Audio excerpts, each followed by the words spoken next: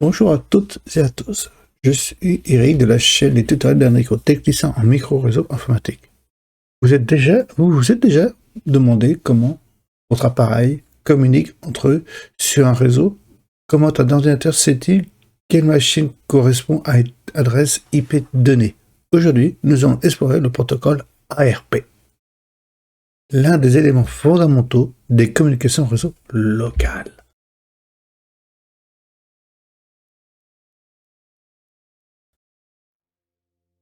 Voici le protocole ARP, ou Address Resolution Protocol, est le mécanisme permettant d'associer les adresses IP aux adresses MAC, ce qui permet donc de s'identifier mutuellement sur le réseau local. L'adresse IP, j'avais fait une vidéo là-dessus, je vous mettrai un lien dans le descriptif. Et aussi l'adresse MAC, ce qui permet à l'appareil de s'identifier mutuellement sur le réseau local. Qu'est-ce que c'est l'adresse MAC? L'adresse MAC, c'est une adresse physique de votre ordinateur. D'accord? Prenons l'exemple d'un PC qui peut communiquer avec un serveur web. Il connaît son adresse IP, mais il lui manque l'adresse MAC. C'est là que l'ARP entre en jeu pour résoudre les problèmes. Comme vous pouvez voir, donc il connaît l'adresse IP du serveur ou d'un autre PC, c'est pas un problème, mais c'est qu'il doit communiquer avec l'adresse IP 192, bon là j'ai une faute de frappe, 192, non, c'est 168.1.3. Il doit communiquer avec donc l'IP 3. Sauf que vous pouvez voir, il ne connaît pas l'adresse MAC. Pour cela, c'est ARP qui va faire le nécessaire. Il va envoyer donc un message à tout le monde, bien sûr. On appelle ça un message de broadcast. Il va l'envoyer à lui. Lui, il va lui répondre en lui renvoyant « Voilà mon adresse MAC ». Et ben, c'est pour ça qu'après, il pourra communiquer avec lui. Voici comment examiner le fonctionnement du précis d'ARP. Quand l'appareil veut communiquer, il diffuse une ARP request sur le réseau. Ensuite, l'appareil possédant l'adresse IP recherchée répond avec son adresse MAC via un ARP reply. C'est les communications qui se font entre eux. Ils envoient que je vous expliquais juste à la slide précédente. On va donc revenir un peu en arrière. Vous faire voir sur une démonstration. L'ARP, on le trouve surtout. J'ai fait une vidéo là-dessus sur qu'est-ce que c'est l'ARP. Donc, j'avais fait une vidéo sur le modèle OSI. Il fait partie du modèle Z. L'ARP, vous voyez, c'est dans le protocole numéro 3, protocole réseau, ou dans le modèle TCP, protocole Internet. Et vous voyez, l'ARP, il est là. Il y a d'autres protocoles qu'on verra plus tard, que je fais des vidéos là-dessus. Donc, il y en a un que vous devez avoir vu, c'est l'ICMP. Et on verra pour les autres. Alors, bientôt, vous verrez des vidéos sur qu'est-ce que c'est le TCP et qu'est-ce que c'est l'UDP, qui est dans le protocole numéro 4. Bien sûr, le SMTP et tout ça, vous avez dû le voir, ou prochainement vous le verrez. Dans ce modèle aussi. Et bien sûr, comme vous pouvez le voir, l'ARP, on va aller sur Packet Tracer pour vous expliquer. J'ai fait un réseau spécifique. Donc, vous voyez, là, lui, le A, le laptop qui est ici, veut communiquer avec le serveur d'ici. Donc, comme vous pouvez voir, il ne connaît pas l'adresse IP. L'adresse MAC, normalement, c'est 8. Donc, c'est 255.0.0.0. Mais là, j'ai fait en sorte que ce soit un /24. Et celui-là, donc, c'est l'adresse MAC 10.2. 10.10.10.2 /24. Donc voilà, ce PC-là veut communiquer donc avec le serveur. Donc vous savez, sur la vidéo sur le slide précédent, il va aller de là à là. Mais il ne connaît pas l'adresse IP. Donc, c'est vrai qu'on fait une commande, par exemple, si on fait la commande ping 10.10.10.3, où on voit bien que c'est l'adresse du serveur, par 3.4, longtemps. Donc, il va faire ça, et là, là, c'est avec le protocole ICMP. On fait ça. Pour rechercher il a communiqué, vous voyez, il a communiqué, il a vu qu'il y avait le réseau. Pour savoir l'adresse MAC, pour qu'il puisse retrouver, il a une table on appelle ça une table de routage, ou une table plutôt défaut de langage, c'est plutôt une table ARP. Pour la trouver, pour savoir qu'est-ce qu'il a trouvé comme adresse, vous faites un RP. Vous pouvez voir ici, j'avais fait un test auparavant. Donc si vous faites si je fais ARP D, on a effacé. Mais si je fais ARP A, vous pouvez voir c'est vide. Si on lance donc un ping, donc il a retrouvé le truc. Et là, si on fait ARP A, vous voyez, il a trouvé 10.10.4. Et vous voyez, il a le serveur lui a envoyé, oui, je sais bien, le 10.10.10.4. Il envoie le message au serveur, au PC qui l'a contacté. Bien sûr, le PC, quand il a envoyé un message, il a envoyé un adresse de podcast. Donc, il a envoyé là, le message là, à tout le réseau dont il fait partie. Donc, tout le monde la seule personne qui a répondu dans tous les PC, c'est le serveur. Voilà. Oui, je suis bien le 10.10.4. Voilà mon adresse MAC. Là, donc, le serveur lui a communiqué l'adresse MAC. On peut faire un autre essai si vous voulez. On va essayer de contacter, par exemple. On va interroger. Donc, le routeur. Donc, on sait que c'est 254 à la fin. Bien sûr, là, il le voit, il communique. Donc, l'ARP, il a lancé l'information, en quelque sorte. Il a lancé l'info. Le routeur lui a répondu, oui, je suis bien le 10.10.10.254. Voilà mon adresse MAC. Et si on fait ARP A, là, vous voyez, il a en même temps l'adresse MAC du routeur. On peut voir ici. Vous voyez, ça c'est l'adresse MAC. Il voit bien l'adresse. Information. Bien sûr, le routeur, on peut interroger, comme le serveur. On va faire la même chose avec le serveur. On va poser la question au serveur.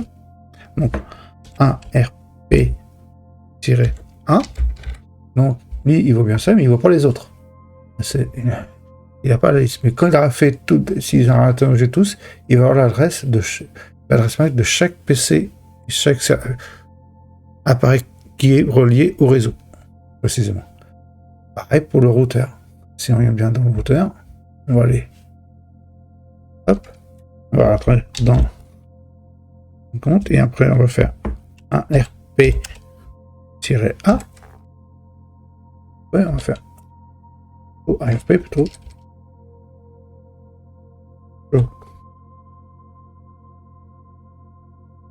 ARP. Et vous voyez, regardez. Il a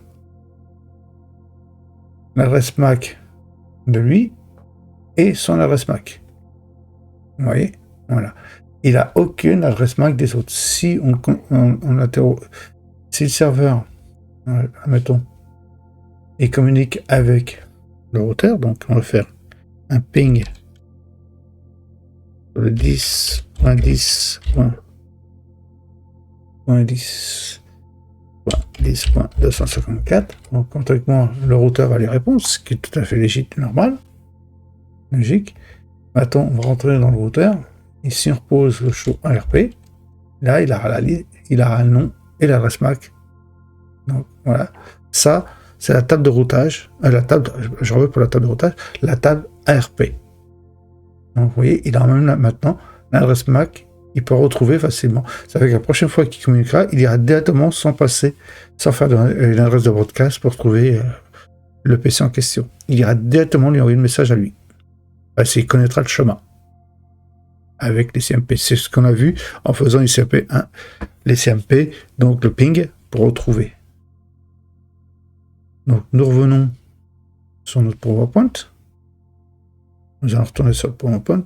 Hop, voilà la présentation. Qu'est-ce que c'est le processus de l'ARP? Donc request, reply.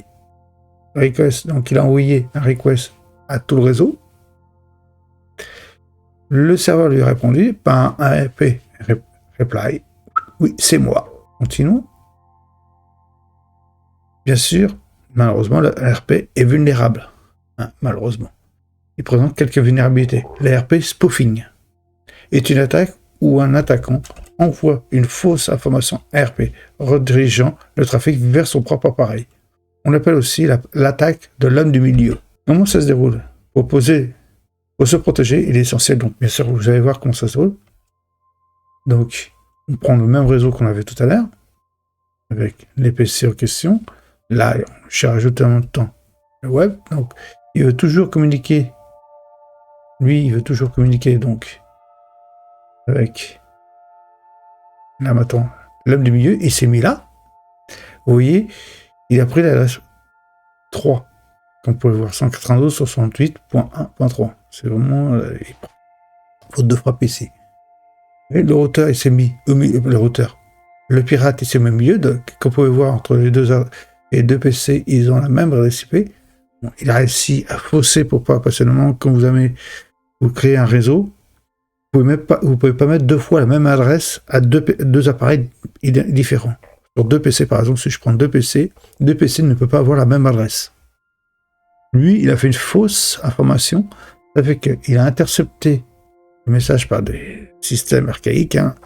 Je ne me rappelle plus précisément comment on fait, mais il a réussi à récupérer, à se faire passer pour le PC 192.168.1.3, comme vous pouvez le voir.